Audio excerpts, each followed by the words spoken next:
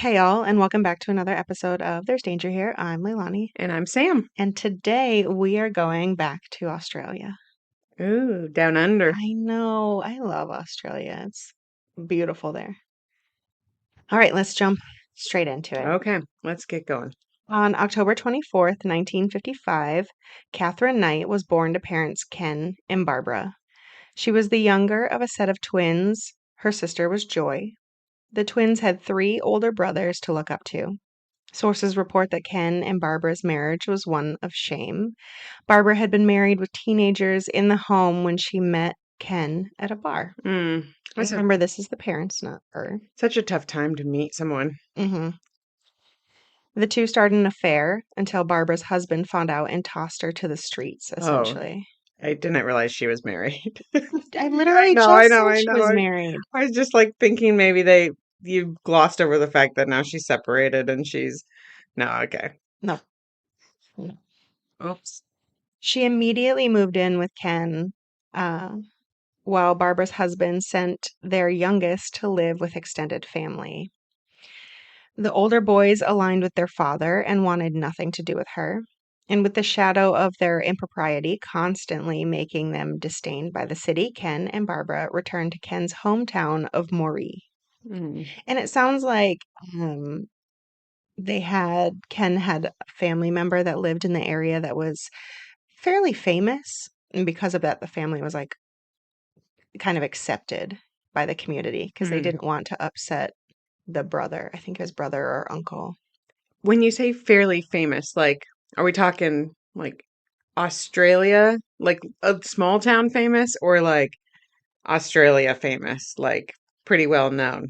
I'm just curious, like, is it like he was the best quarterback on the football team, so everyone loves him still in this small town or something like that? Or No, I think it was more small town famous, but I'm not 100% sure. I did this, like, had this episode ready so long ago that I can't remember what he was famous for, but I did look it up and I knew. And I think it was, like, I don't know if it was rugby that made him famous or something like see, that, it but was close. yeah, he was well. It could have been something completely different, and I could be Right. off, and everybody's like, "You're an idiot." I'm like, "Yeah, well, I forgot, Yeah. okay? I forgot." After a hasty marriage, so Barbara got divorced, got married to Kent pretty quickly, and Barbara soon gave birth to her first um, of another set of boys. Wow. But the romantic life she thought she had wasn't so. She soon realized Ken was an alcoholic, and while she loved their sex life in the beginning, the love started to fade. But Hmm. his appetite didn't, Oh no. and he began to force her through beatings and all out rape. The beating extended into their regular life, and soon her sons were joining in. And again, the older boys pretty much hated her. Mm-hmm.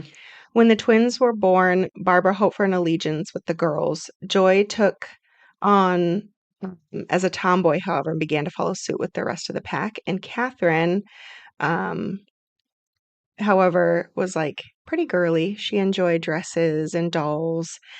And she was smart, though, and won over her father, though she was still beaten under the drunken rage of Ken, but just not as often as the rest of the kids. Oh. Catherine learned how to cook and sew from her mother, and as they grew, Barbara began to confide in Catherine, which kind of wildly inappropriate to bring all the burdens to a small child, but Absolutely. that's what happened. Barbara taught both of her daughters of their Aboriginal heritage, though she told them to hide it from the rest of the world because at this time, Oh, it it was wasn't looked like, upon, right. as they would be judged harshly. She also taught them that her Irish heritage hid their Aboriginal ancestry because I think Catherine ended up with like the red hair, the look. Oh, she looked like a little Irish girl. hmm How sad is that?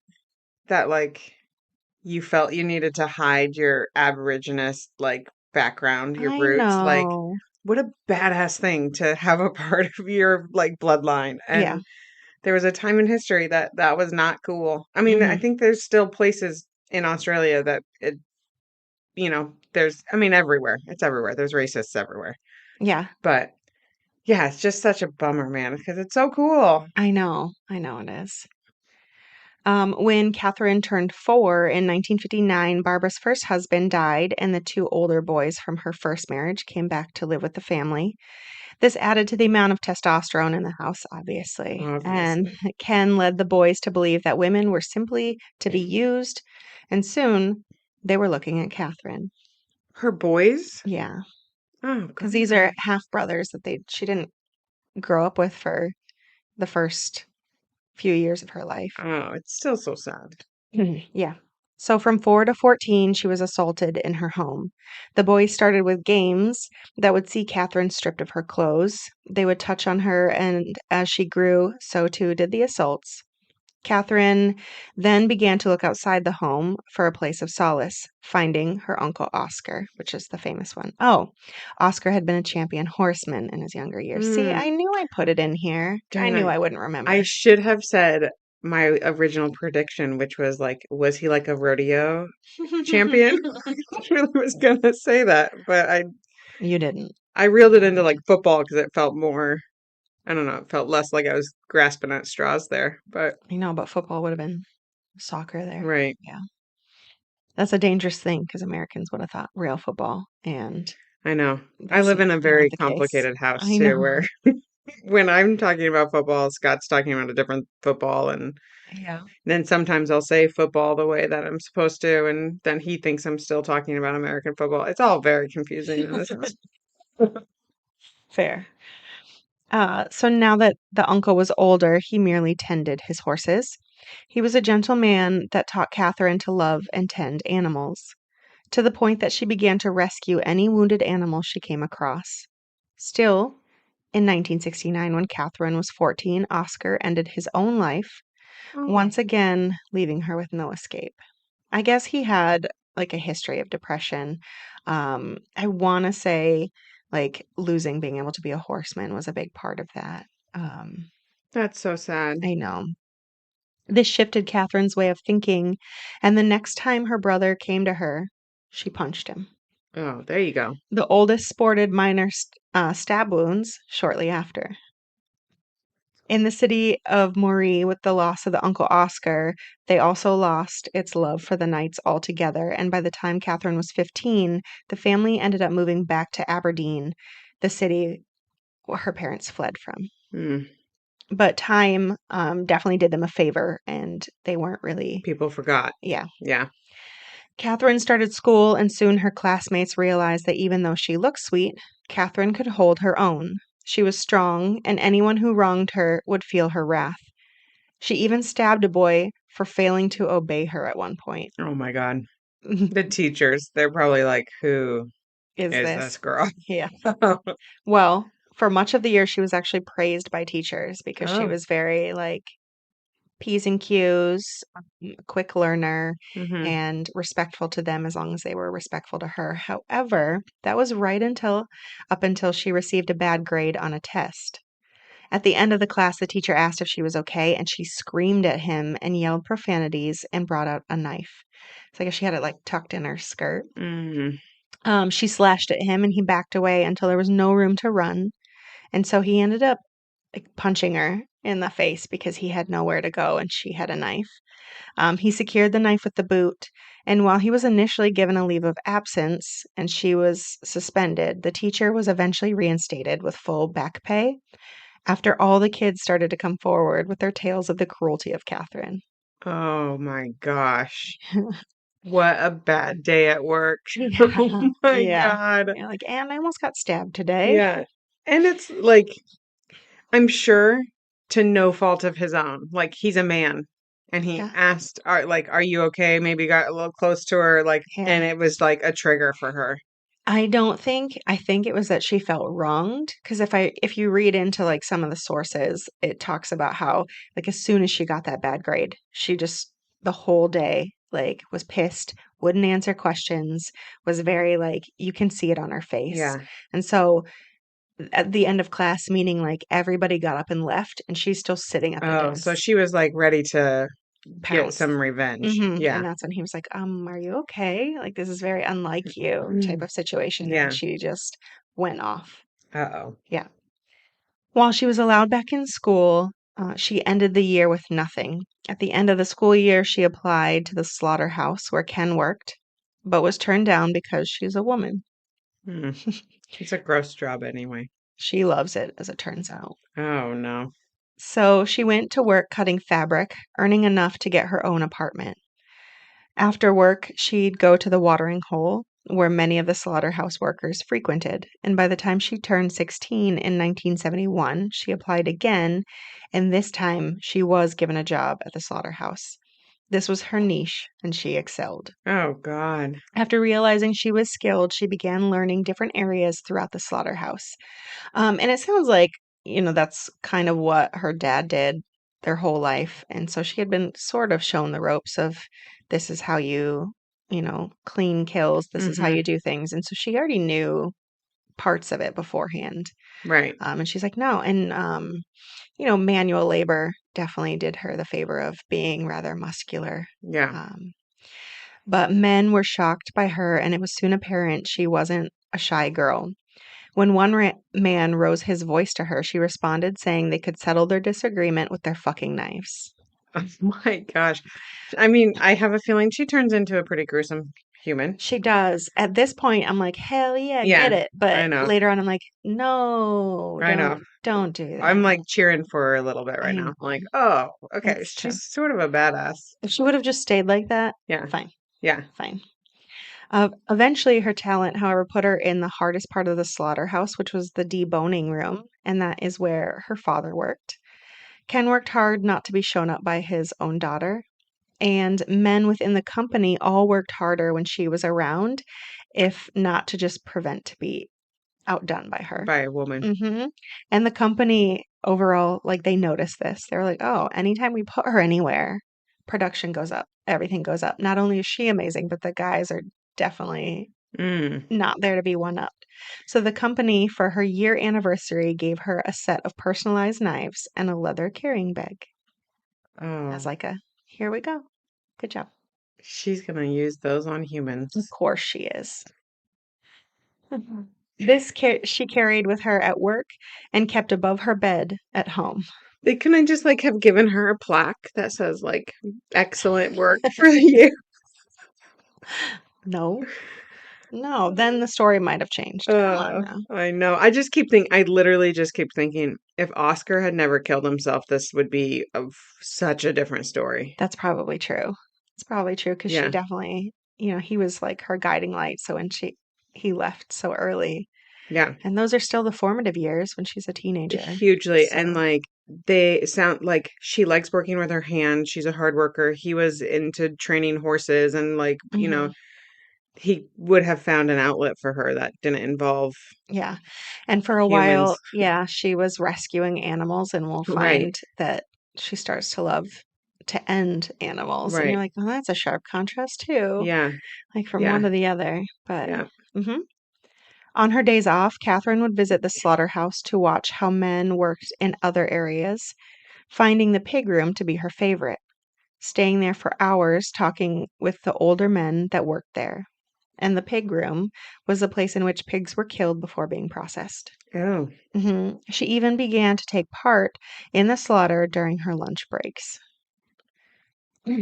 My God. I feel like anyone who runs a slaughterhouse that's listening to this right now, if you have an employee who comes in on their lunch breaks to slaughter animals, you need to report them. Like, I'm just saying that right now. They need to be reported. Yeah, like something's off. That's a weird extracurricular. That is a red flag. Yeah. Yes. At work, she had her eyes on David Kellett, a 22-year-old delivery driver. One night at the bar, a minor, uh, so like not like a minor young person, a minor like they worked in the mines. Oh, okay. Just to clarify, That's a good clarification. insulted David, and while David backed down, Catherine did not. Fueled by lemonade, not alcohol, as everybody believes. I guess she would go to the bar and they would pretend to make her drinks, and there's no alcohol ever in them because she Wow. wanted her faculties. But everybody assumed that she was drinking. So Catherine beat the minor until she was pulled off by multiple men. the manual labor filled Catherine out, and she grew to 6 feet tall at this point and was just a total, like, all muscle. What was she like pretty? I hate to use that word. I hate like That's a horrible I'm a word to, chauvinist yeah, right I now. know I'm you like, are. what did she It's, look like? Is she gorgeous and men fell head over heels for her? Or was she just like this big? she's just very average looking. Yeah, There's okay. nothing special either way. Yeah, Yeah, just an average, just tall, yeah. tall, That's how tall I am, tall so and I muscular. appreciate it. Well, she was very muscular. Yeah, I'm not. I I'm think just she, yeah. kidding. I was gonna say, I think she was a bit more manly looking. Yeah. The next night, David and Catherine, who had a band on the bar, met at a local hotel and ended up starting their romantic relationship. David realized Catherine wasn't just a force to be reckoned with, she was also a great cook and mended all his clothes with ease. True catch. Maybe. Soon the two moved in together, and it was then that Catherine first hinted at marriage. And then after a while, All Out demanded it. Once it was decided, Catherine took David to meet the rest of the family. And it was there that Mother Barbara warned David that Catherine was a bit off and to be careful, lest she kill him in a fit of rage. Oh. Like, was all out like, you need to be real careful. She's got a screw loose. Still, the two got married days after Catherine turned 18. Oh God. Driving a city over for the actual marriage, then spending the rest of the evening at the bar with friends and family. His family was from Queensland and came in for the wedding, but made fun of her, I guess, all night, stating that she was too slow for him. And still, she acted as though she didn't care throughout the night, like, just, this is my night, you're not going to fuck with it. But when the two went home and Catherine's appetite saw them in bed 3 times before David fell asleep. When Catherine wasn't satisfied, she attempted to wake him, but the alcohol kicked in and he had passed out, and so she began to beat him, slapping and scratching him. Oh my gosh. Yep. Finally, she got on top of him and attempted to choke him. Oh my gosh. That is like the worst wedding night ever. Yeah, yeah. And so he finally woke up with this, of course, and he was upset, and she played it off, trying to get him back into bed. He told her that he just needed to pop into the bathroom really quick before heading back to their marital bed. And when she seemed appeased by this, he went to the bathroom, locked the door, and slept in the tub. Oh no. You would just be like questioning every decision you made up I'm sure until he this was moment like, in life. yeah. And I guess she said, like, as she's screaming at him and like, we need to do this again. So I guess when Ken, that her dad was on their marriage night, they had done it 4 times. So she's like, we have to do it at least 4 times. Like it's not even about the fun at this point. It's just about getting Like a like, one up, yeah, on your parents or being which on the is same also level. really gross. It is. Also, why would you know that Why would information? you know that? I mean, I'm gonna give a bit of a pass because she like works side by side with him in a slaughterhouse. So I imagine the conversations that are had are maybe a little disgusting. Potentially. I think it was probably actually more the mom that, because she was confessing everything to Right. Oh, her that's daughter at yeah. a young age. So I bet you she was like, oh, he made me do it 4 times the night that we were married. Oh my God. You know what I mean?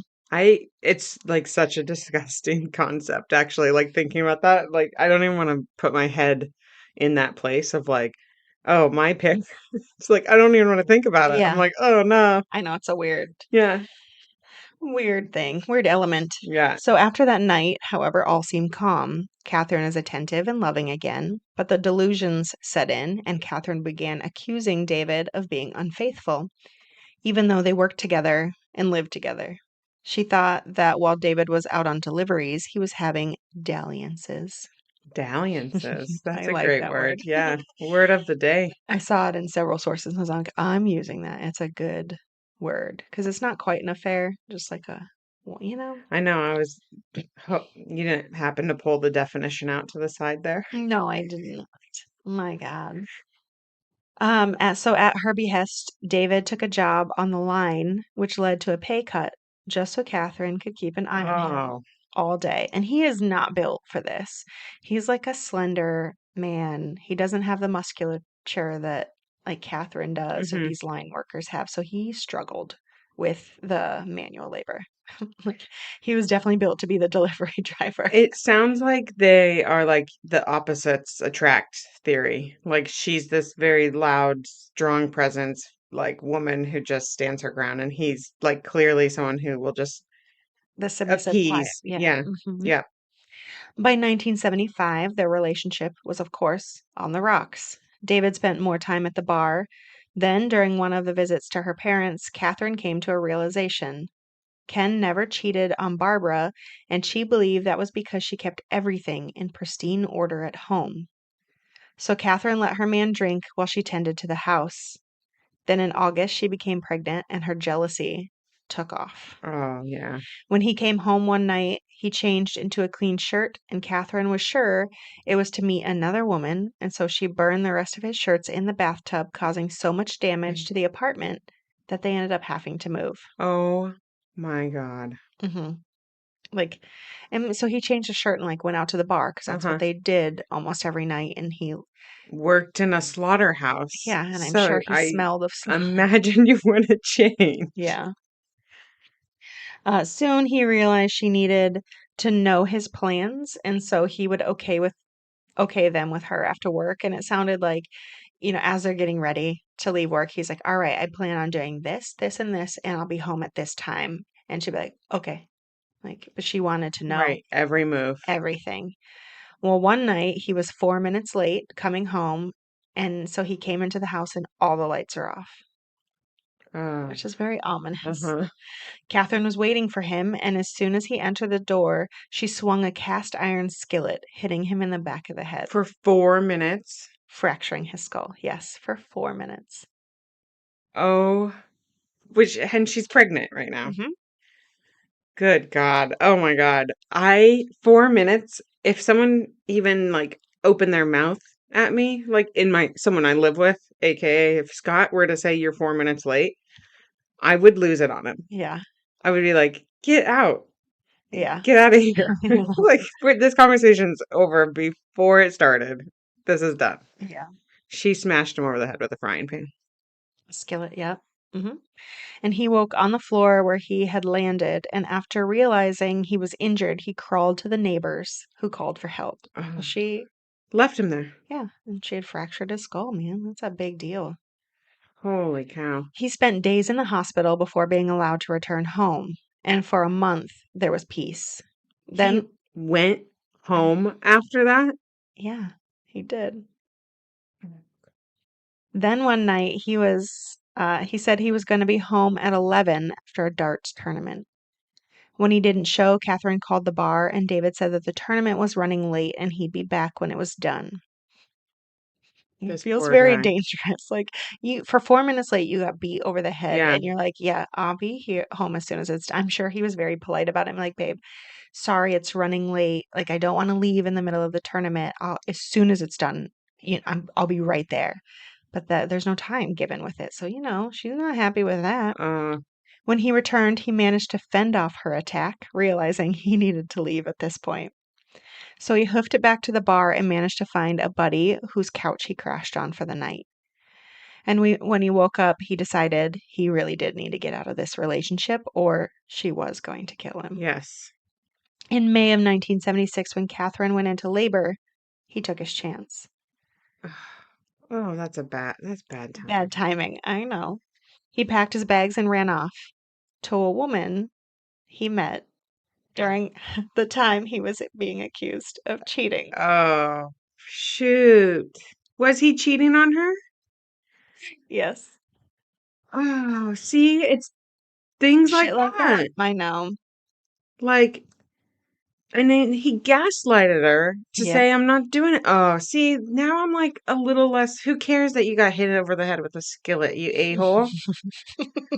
I think he actually was pushed into the cheating by her I'm sure being she's, so crazy, but yeah, I mean, you'd seek solace somewhere else too. it was a bad relationship all around. Is there a guilty party at fault for the demise? I don't know. Yeah. But So Catherine gave birth to daughter Melissa Ann without him, and it wasn't long before police were looking for um, for David. Neighbors had ignored her screaming at David. Oh, for Catherine, excuse me. I can read, I promise. So neighbors had ignored the screaming at David, but watching her scream at her baby all day as she went around the neighborhood, Mm. knocking around her pram was much too much. And after several calls about reckless endangerment were called in, they were looking for her. Catherine was brought to St. Elmo's Hospital in Tamworth, a psychiatric facility, once she was located. And Melissa Ann was brought to Catherine's parents. Mm. At the hospital, Catherine underwent testing, and the doctors were smart enough to see that even though she scored low on the IQ, she was actually quite cunning and likely manipulative of staff. As such, they labeled her with Psychopath. psychopathy compounded with narcissism. Yeah. They also labeled her as suffering from postnatal depression, starting on new medications, and then releasing her 7 days later, picking up Melissa Ann and returning home. The next day, old Ted, once a miner, now a vagrant, was walking on the train tracks in town looking for mushrooms to eat when he heard a child crying. Mm. At first, he thought nothing of it until he felt the rumble of an oncoming train, and he looked down the tracks to where the wailing was coming from, and he saw a baby. Oh my gosh. He ran to it and picked it up, getting out of the line of the oncoming train with seconds to spare, It's like a supposedly. Western movie. Yes. In his arms, he held Melissa Ann. Yeah. Catherine, in the meantime, grabbed an axe and went down the street, threatening everyone she saw. Police followed but didn't know how to get the axe away from her without getting injured themselves. And when old Ted entered the street and Catherine heard her baby crying, she ended up dropping the axe and was immediately subdued and sent back to St. Elmo's, who figured her medication just wasn't strong enough. No. So all they did was increase the dose and let her out the following day. Clearly, Australia was not like an institutionalized state at this time. Yeah. Like, right? Like I don't know their history with mental health, but Oh, I you don't either. Yeah. you would think that like a mom who puts her baby on a train track and then starts swinging axes at the neighbors would get institutionalized for some time, Yeah. if that was a possibility. Thing that they did. Yeah. Yeah. I'm not sure. I didn't look kind of into the Yeah. history of the mental aspect of this. So when she went back to get Melissa Ann, her parents refused this time, saying they'll take care of her. Mhm. That night, a neighbor heard Catherine banging on her door. Maggie Macbeth answered, and Catherine said she needed to take her baby to the hospital.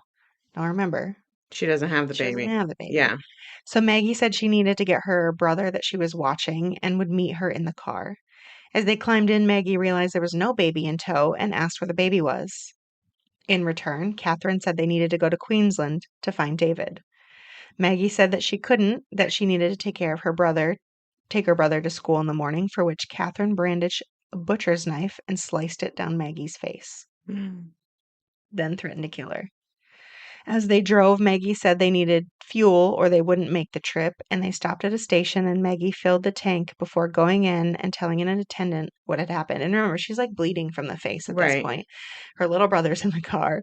She's like, my parents asked me to watch him, and now this Yeah. is happening. And Maggie sounds like she's older. Like this is her apartment and her brother was Mhm. brought over. Um, so they called the cops, and as the police came close, Catherine snatched the boy and threatened to slit his throat. Oh But my God. yeah, and I guess there was a standoff for a while, but in the end, she did end up dropping him. Still, she had to be wrestled to submission, and one police officer was slit from the elbow to the wrist while they were trying to subdue her. What year was this? I don't know. Why do you ask me years I of know. things? Well, I didn't write the I'm years. like thinking about like I don't know, like gun laws and things like that because I Mhm. know that guns were outlawed in Australia in like the late 90s, early I 90s. think this is early 80s because we were in 79, so we have to be 80, 81, I Yeah. think. Because I'm just like thinking the first time, like, why didn't the police shoot her when she was swinging an axe? Like, A and they lot couldn't of get her. countries don't I know standard issue carry. I understand It's that. just Yeah. the US that does. I Okay, know. thank you. I know. Thank you. See, I'm Americanized, I know you are. I know you 110%. are. I'm like, just shoot her. No. Yeah. Mm-hmm. Yep. You're the one that goes to Europe and asks for a pitcher of water, assuming it's free. I know you. I see you. So this time she was taken to Morisset Psychiatric Hospital, a high security mental facility. Mm. There she ranted about wanting to kill David and anyone who helped him. Police sent word to David, and instead of going into hiding, he felt really guilty about everything that was happening and all the chaos she was reigning in. And so, with resignation, he and his mother returned to Aberdeen and collected Catherine. Whoa. When she was released, they drove to Ken and Barbara's house to collect Melissa Ann next. David went to get her, and when Barbara barreled out of the house, essentially knocking David to the ground, then started stomping on him, blaming him for cheating and ruining her daughter. In turn, the lifeless Catherine sprang out of the car and knocked out her own mother, Oh, telling her that he was hers and he came back for her while her parents left her to rot. And then she like basically just barreled into the house, picked up Melissa Ann and walked out, and everybody's just like hands away like right. no thanks, I'm not getting involved. So within weeks the family moved from Aberdeen to Woodridge for a new start. As her mother-in-law tended the house, Catherine found work in a nearby town of Ipswich at the Dinmore Meat Works. So again, we're at another slaughterhouse. Mm-hmm. On March 6, 1980, their second Mm. daughter, Natasha Marie Kellett, was born. Oh, a second daughter? Wait, Mhm. my brain was catching up to that sentence. They had another baby together? Yes. Oh my God. These Yeah. people. Yeah. And the mother-in-law stayed at this point, has stayed there. And so while she wanted to bond with her, she didn't like her mother-in-law always being there. So soon she returned to work, but she was bored with life. On Natasha's fourth birthday, Catherine picked up her daughters and returned to Aberdeen without David, moving in with her parents and filed for divorce. Hmm. David did not contest it. I wouldn't think so. She then rented a house in Muswellbrook, maybe. Sure. And again, we all know that I suck at names. I'm not, you know what? It's fine. It's fine. I did my best. We should And just start the episodes with like a little disclaimer. yeah, I'm gonna definitely get a name wrong or two, Yeah. at least Yeah. in the episode. And so she went back to work in the Aberdeen Meatworks. 2 years into it, while moving a heavy hog, Catherine injured her back. The result was a lifelong debilitation, and she was placed on disability, putting in a workers' compensation claim. By 1986, she was only 31 and unable to work. So she started going to the bar again. There she met a new David. We have a lot of Of Davids in this course she story. did. David Saunders, a 38-year-old mine worker. They were hot and heavy right from the jump, and David pretty much moved in within a month of their relationship. But it was tumultuous. They fought frequently, and Mm-hmm. Catherine was immediately suspicious of David and his faithfulness. Sometimes she'd throw him out, and he'd simply go sleep in his apartment that he maintained until she returned asking for his forgiveness. A week before their 1 year anniversary, David bought a dog for the family. On their anniversary, he bought flowers and came home to an angry Catherine. She paced the kitchen before running outside. Confused, David followed her, and in the yard, she slit the dog's throat, Oh no. and she looked at him and threatened him. Oh, I cannot even. I cannot even. That woman would be committed so quickly. I don't even care. I'd fly her to a country that would commit her. Like Yeah, if she slit my dog's throat and looked at me while she was doing it, yeah, the story would end here and it would be about me yeah, because I would ultimately end up being the plot twist and I would have killed her. yeah. This little innocent doggy, like it didn't do Oh, anything. there's something about it that like, Animal cruelty yeah, that gets people. That's why for a long time in movies they would cut scenes where animals were killed yeah, and avoid them because I guess it was like visceral reaction from people. Like they could watch people get murdered all the time, but you hurt an animal, that's it. Yeah. Yeah, because they're innocent. They are. They're not doing anything to us. Humans are evil and disgusting. That's a very generalized Yeah, statement. it is, but it's pretty good generally. Yeah. So David yelled that he had never been unfaithful, returning to their apartment where Catherine picked up a frying pan, beating him so hard she broke an arm and knocked him out. When he woke up, he returned to his apartment and refused to answer her. I mean, rightfully. Mm-hmm. Until one night he came home to find Catherine at his door. She cried and begged for him to come back. Within a few months, Catherine was pregnant again. Oh my God. So David bought a house in Aberdeen, and though it was small, Catherine was happy. She decorated it with pelts, skulls, animal traps, etc. She would. Like, I've known like a person or two who like taxidermy their house, I feel like. it's okay in small quantities, but Yeah. there needs to be a balance. I Yeah. feel like you'd walk in and be like, this feels like a house of death. Hers would probably not have been like very like restoration hardware.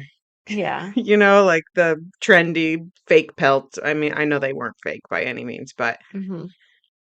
I imagine it wasn't like a really beautiful No, country living magazine type of home. I didn't see pictures of it, but it sounds very dark. Yeah. In June of 1988, Sarah was born, and again she suffered from postpartum depression. And in early 1989, their relationship was again on the fritz. At this time, her workers' compensation claim finally came through, though, and she paid off the rest of the house, ensuring it was put in her name. Whoa. David, for his part, was growing tired of Catherine's lack of attention to the house and the baby, and he started yelling at her until one time he yelled at her for not doing laundry for a week. Then he found scissors plunged into his stomach, and Catherine twisted them before pulling him out, going for an iron. David managed to run out of the house, and he did not come back. He rented a room for a few nights. He went to his job in the mine and asked for a leave of absence, and once granted, he returned to the town to get his daughter back, but was pulled over by police. Learning that Catherine had put out so it's called an apprehended violence order against him. Mm, So his options were to leave or be arrested, and he left. So it sounds a lot like a restraining order yeah. for the US side, like you cannot be in contact. So he left without his kid. His kids. Hmm. An old Well, he shouldn't have had these kids. Like, kid. Yeah. kid. It's a Yeah. different David, remember? I know, but I know. like, keep it in your pants, buddy. She's beating you. Like, she's like losing her mind. Hmm. You really find time to still make a baby with her? Like, it's crazy. Yeah. It's crazy. So at this time, an old coworker, John Chillingworth, re-entered Catherine's life at the end of 1989. He had left Aberdeen until his recent divorce, and while he was 10 years her senior, age didn't seem to be a big of deal now that she was no longer a teenager. And they had first met again at the slaughterhouse. The two met at the bar, and Catherine took him home immediately. But their relationship was rocky from the start. They would argue and he would fight back. But still, she ended up pregnant. Oh my God. During which time she was convinced he was cheating. Her emotions were raw and excessive until giving birth to a son, Eric, in 1990. And during one argument, John slapped her and fought back. Then, after giving birth, John began to feel bad for the cheating he did do. Oh my God. This is these. I know. Oh, He confessed, and in return, she broke his false teeth. God. When Like, he, I want to throw these guys a bone and be like, they were lonely. She's this tall woman who's like stands up for herself. And yeah, maybe you like would, but then they cheat on her. Like, you guys are all just losers. yeah, They're all losers. everybody's not great in this Yeah. story. Yeah. Um, so when he didn't react to her breaking his first set of false teeth, she beat the other set out of his mouth. And for that, he was done, leaving town, and he did not return. Mm. In 1995, John Price and Catherine got together. Eventually, I This know. is John number 2 now, right? Was it John before? Um, yeah, So she had David, and now she's got John, John John. John. hmm Okay. Um, Eventually, John asked her to move into his three-bedroom bungalow, and though she didn't want to give up her own house, so it sat empty, but it was hers. But she did like move into his house with hmm him. For a year, they did well, but then she started fighting over every little thing, of course. And in 1998, she became kind of a true monster. Like she showed her real colors to him. When the mining company threw out an expired first aid kit, John took it home, not thinking anything of it. Uh-huh. He's like, oh, they threw it away. We'll just pick it up, take it Right. home. We can still use the bandages. You know what I Right. mean? Right. In response, when Catherine was mad about something, she took a video of it and reported it stolen, sending the tapes to John's management, for which he was fired. Oh God. In response, John took all of Catherine's things and threw them out, changing the locks in the house, threatening to call the police for her screaming. So she returned to her own home. That would have been like this is 1998, you Mm-hmm. said. She would have had to use like a handheld video Mm-hmm. recorder. And sent the tape in. That is insane. Yeah. That's insane. I feel like your bosses would almost have to fire you. I think that was actually kind of what the company said. Like, Like it shouldn't have someone, been a big deal, but because it was right, recorded and they're accusing him of stealing, like right. now Because it that becomes this wasn't, thing. it Yeah. was not a norm that a video could pop up and like Yeah. that you would have to get talked to your bosses about it or something hmm like that. But like this, like came in the mail. Yeah. They had to put it into a VHS recorder Yeah. and like watch it and go, oh, no. Yeah. Yeah. Still, after 3 months, bar meetups and, at bar meetups, she eventually won him back, partially. He would let her stay for date nights, but nothing more. They still fought, but more because he refused to let her move back in. Not to mention, excuse me, sorry, his friends were sick of it, and they said that they were done dealing with like this heartache that, between hmm the two of them. And he ended up having to take her to different bars because his friends wouldn't like They wanted even nothing to do with acknowledge. it. Yeah, Yeah. it's just like, no, we're done with this. Yeah. Still, she ended up with a key to his house that he had given her. hmm Finally, on February 28th, 2000, the two argued, and he told her in no uncertain terms she would never move back in. She pulled out a knife, and so he fled. On the 29th, he took out a restraining order against Catherine after dealing with multiple and escalating fights. Then he went to work. Still, he had to go home eventually, finding that the children had been sent to a friend's house and where they were spending the night. So he went to his neighbors, and I guess they were drinking in the garden together until John finally went back home around 11 p.m. Meanwhile, Catherine was seething. She went to John's and let herself in shortly after he returned from an evening of drinking.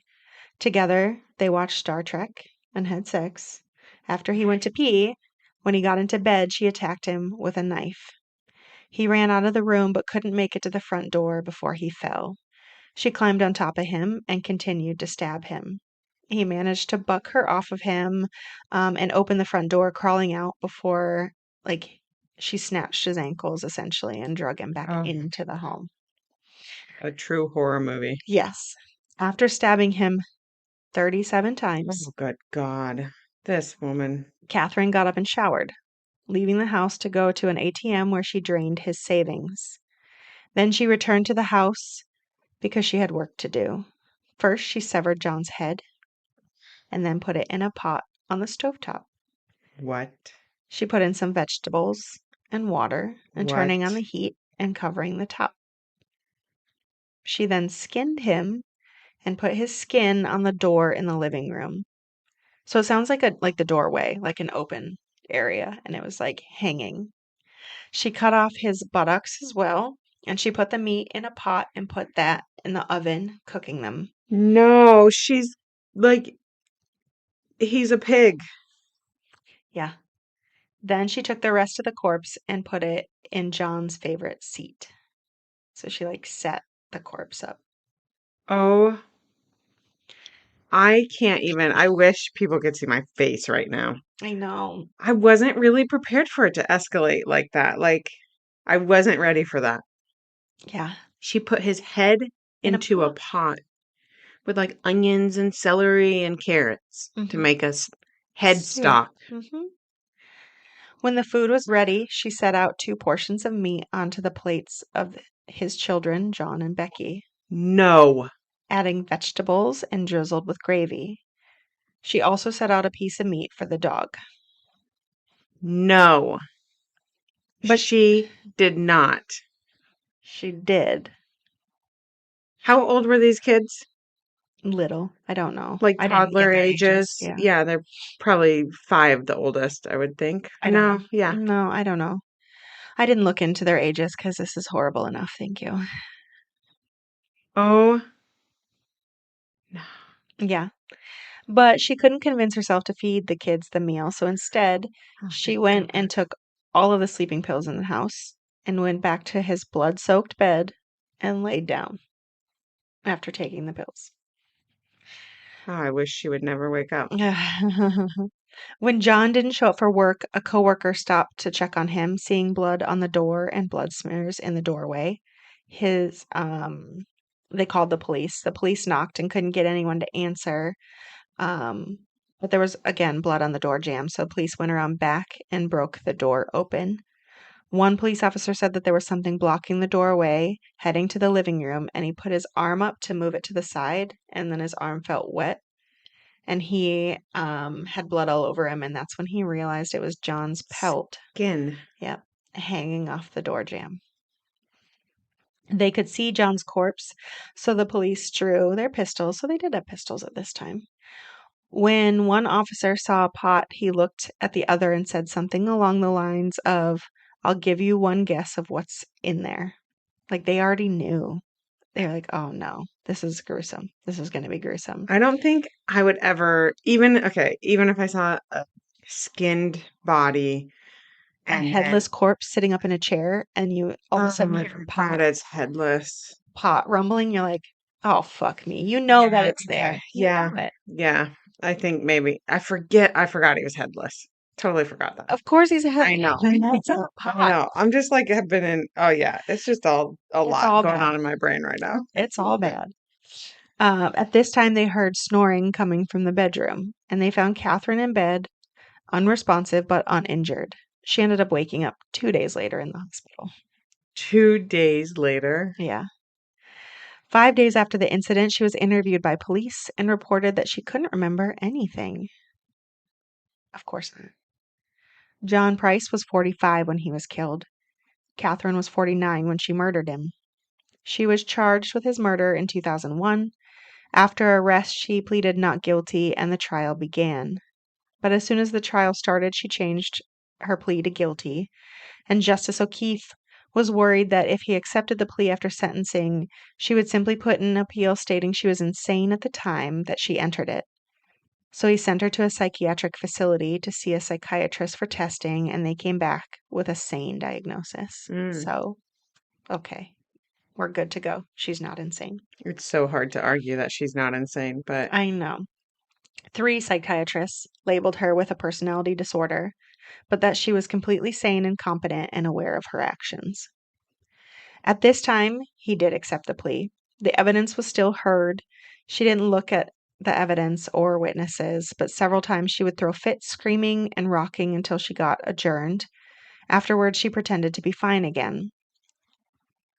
Uh, and Justice O'Keefe ended up sentencing her to life in prison, adding the addendum, quote, "never to be released," end quote. And she is the first woman to be jailed for life in truth in sentencing laws in Australia. good. The justice said she showed no remorse, and a person like that would likely reoffend if ever released. Yeah. And on a personal note, the justice couldn't eat meat for 3 months following the trial. Every time he tried, he was reminded of the case and was like, I can't do this. So she is currently at an all women's prison in Silverwater Women's Correctional Center outside of Sydney, Australia. And today she is 67 years old and continues to believe that she is innocent. Ugh. I mean, there's some people who just will never be reformed. She is one that needs to be in jail her whole life. Yeah, and yeah, I agree with Like that.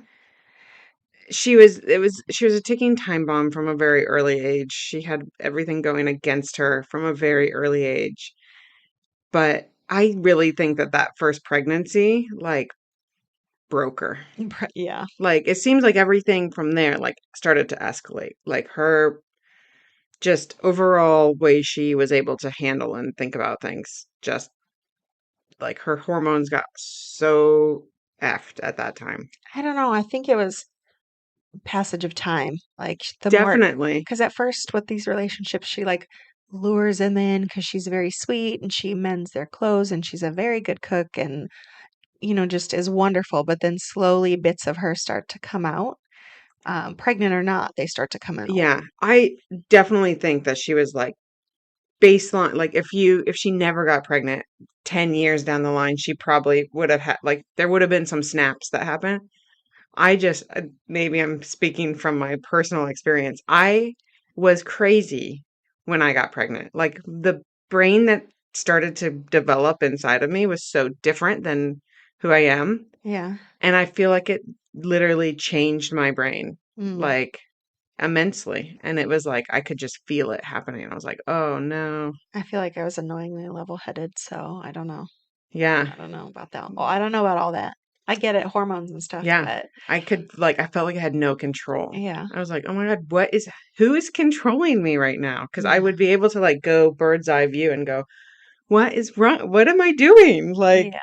and so I think that it sounds like because the first time she had like a true physical assault, like that's not true. That's not That's not true. true. Take it back. But She assaulted him on their wedding night. I know but she smashed him over the head with a frying pan.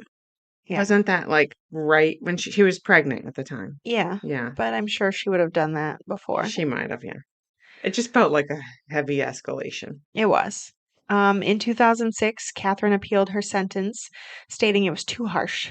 A panel of judges reviewed the case and then ratified the original Yeah, sentence.